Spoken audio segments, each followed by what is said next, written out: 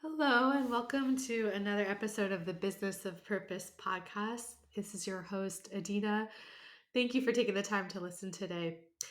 Today, I want to speak about really what ultimately, when I look back on everything in my life, um, has been the number one strategy for success that I have used and that I have helped a lot of my students I work with on their finances and business development use to really create what they want, to meet their goals, to move forward these impossible dreams into reality, and have success, whether it's with their personal goals, with their home life, with their relationships, with their finances, with their business, with discovering their purpose, whatever it is. It's this idea of how do you expand. It all comes back to that. With all of these different aspects of our lives, we're ultimately all trying to expand, to become the people we're meant to be, to live the fullest lives we can, to have the most rich life experiences that we can in our human experience, to reach our goals and desires and ambitions, to build wealth, to create things out of nothing, create businesses and institutions and organizations and projects that help in other people and change the world. All of this is about expansion, including our own mindsets, which is really the often the biggest part of all of that, of how to do all of that, is your mindset. So this is an episode on mindset, and a lot of you who I've worked with before on your finances or your businesses know that I always say 99% of finance and business is your mindset, because there's the strategy, but then there's the mindset. And the strategy, you think at first when you begin these journeys, is the hardest part, is what you need to focus on, and it is important. Like, you can't get anywhere with just mindset. You have to combine the strategy and mindset.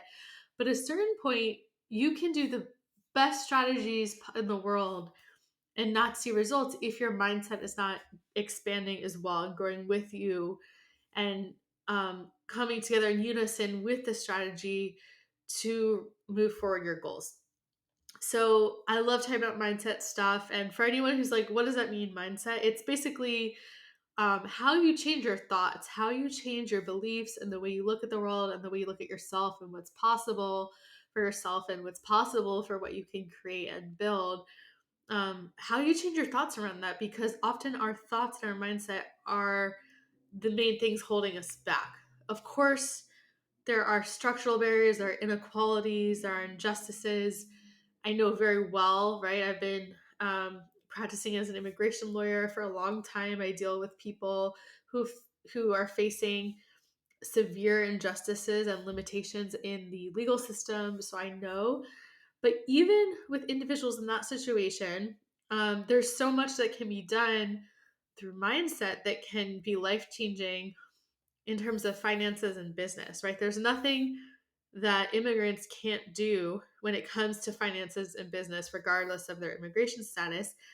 And for non-immigrants, for US citizens, it's the same thing, right? There's nothing you can't do, right? It's all ultimately mindset and our beliefs what hold us back from building the lives we want to have. If you have the desire for something, if you have a dream for something, if you have an ambition, there's a reason for that. It's not for nothing. You wouldn't have had that desire, that vision in the first place if it wasn't possible, right? It exists somewhere in some reality, in some dimension. It is real, and that's how you're able to see it, and that's how you're able to believe that it could be for you potentially, even if you don't really believe it.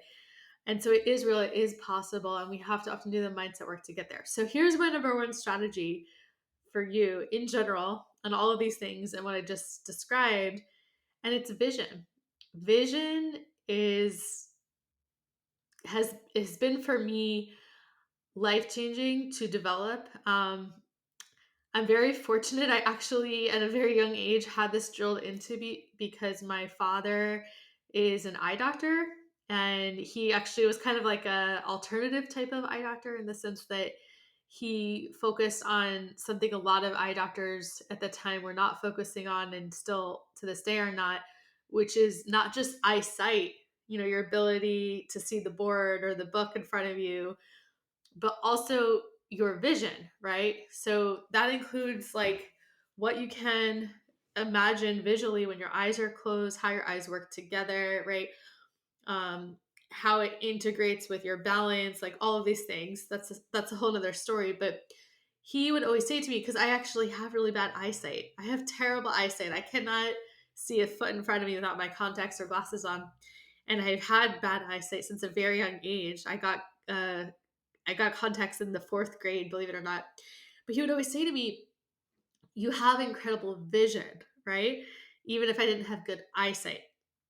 And he would encourage me to develop my vision and to focus on visualizing what I wanted and what my goals were and be able to see them, even if they weren't in the moment real in reality, be able to see what that could be. And so since then, I've had multiple pivotal moments in my life where there has been a huge, big dream, and I've been able to work on visualizing it through the advice of my dad, who always encourages me, um, and have been able to manifest it into reality, right? And again, as I talked about in the beginning, it requires a strategy too. You have to do the hard work. You have to show up. You have to put in the effort. Like it's not just I'm not saying you just see something or visualize it and then it happens.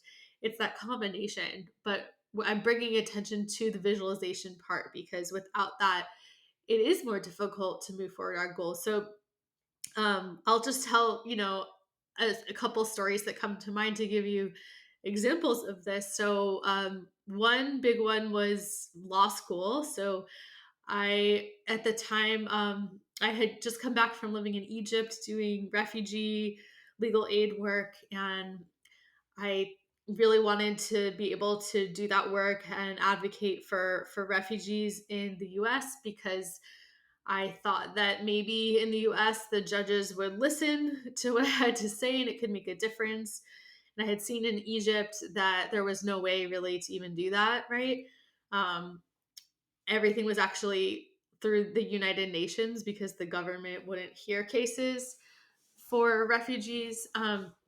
And so I thought, okay, if I can just find a way to have the credentials I needed to go to court, then I could fight for people's rights. And so that's what led me to wanting to become a lawyer. I really did not want to be a lawyer before that. That's a long story, but anyway, um, I got really clear on that being my next step. And I'll be honest with you, I had a terrible LSAT score. So the LSAT is the exam you have to take to apply to law school in the US. The first time I had took the LSAT, I failed it. I mean, I took it when I was living in Egypt during the revolution. There were a lot of other things I was focused on than the LSAT. I totally bombed it. So I had to take it again when I came back to the US. But I still didn't have a great score. I had a decent score. And I knew that I was not going to be able to get into Georgetown Law, which is where I really wanted to go. And I was super focused. I wanted to go to Georgetown Law because I knew I wanted to live in DC. I'm from the DC area. I wanted to be near my family during law school, and they have an incredible asylum law program, and one of the best in the country. And I just had my heart set on it. I wanted to go to Georgetown Law. And on paper and in reality, everything was telling me that could never ever happen because my LSAT and my grades were not at the caliber you need to get into Georgetown Law, right? But I just kept visualizing it and just got so focused on it. I did everything I could to make it happen. And I can't believe it at the time. I was so focused and driven that this needed to happen that I actually only applied to Georgetown Law. I didn't apply to any other law schools because I was all in. I was like, you know what? If this doesn't work out, I'm not going to law school. I don't know. I can't believe it, to be honest, now that I had that attitude. I was actually, also already studying at Georgetown in a master's program. So it also made sense financially to do a joint program instead of starting over at a new school because some of my credits would apply. So that was another reason but I'm applying early decision. I'm not playing anywhere else. And I remember the moment putting my application in the mailbox, and I just could see it. I could see it happening, and I had my mindset on it, right? And so this is an example, and like I was very fortunate it worked out. And again, by all reasons, it shouldn't have, because I didn't have the credentials, right? I emphasized other things I had to offer through my public interest work and advocacy, and the work I've been doing already with refugees, and my passion, my mission. And so I leaned heavily into that. But this was an example of how my vision was really powerful, right? I couldn't control my not having the best LSAT score, right? But I controlled and worked on with the strategy side of things, all the other things I could do. I got the best recommendations I could. I put the best essay forward I could, right? I did all the things, right? I learned everything I could about the school to, really show I wanted it in my application. But it was that vision ultimately that I believe carried that through and had that dream become reality. And I've repeated that throughout my life, that kind of um just fierce determination and vision of being able to see what I wanted and what I desired and what was my next step, and doing the strategy work with the mindset work and visualizing it, be able to see in detail what it would look like. Right. So when I talk about visualistic into that, it's not just like, okay, I can imagine that for a second, or I could, see an image of that for a moment.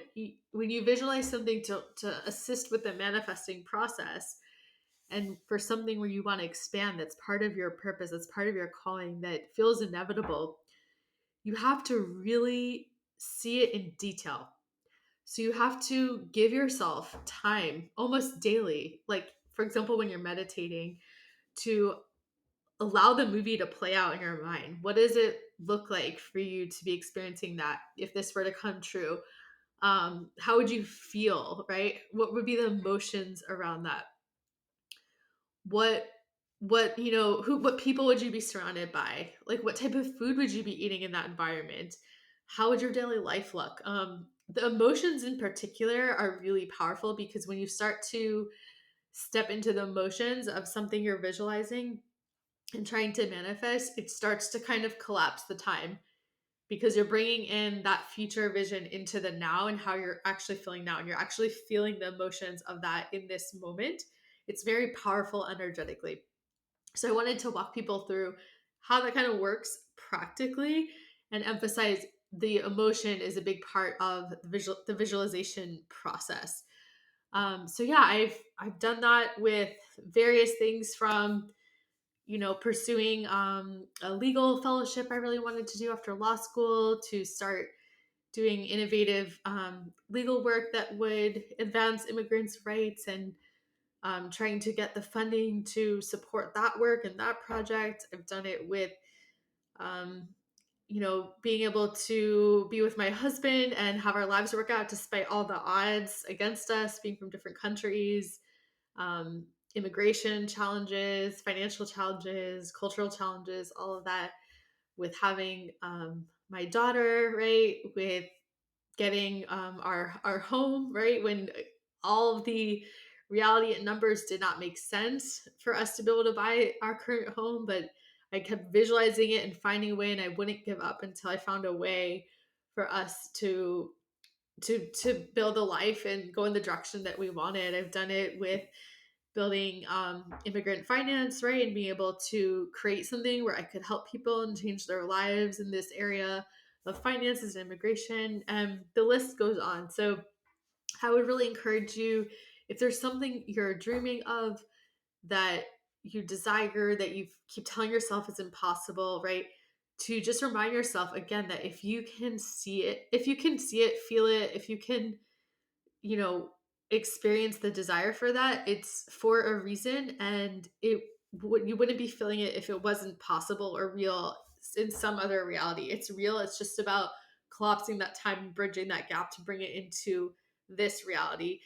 And visualizing is this incredible way to start doing that. And personally, when I am, working toward a goal of mine, I will actually incorporate that in my meditation practice, right? So here's a kind of practical takeaway how you could start doing this, where not every day, right? I don't have a chance to meditate every day. I've got a toddler, right? And life is crazy. But when I can, when I remember to in my meditation, to give myself some time to literally see and feel what it would be like for that to happen, and just give myself the space to visualize it. And it's been incredible how quickly things can happen that you would think would take years and years to happen when you do that. So try that out today, this strategy.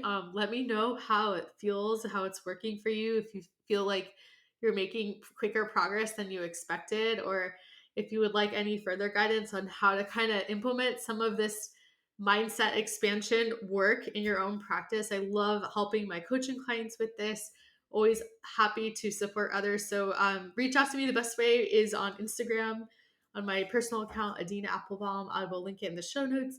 Love to hear from you and hear what you think about this episode and your strategy for implementing it.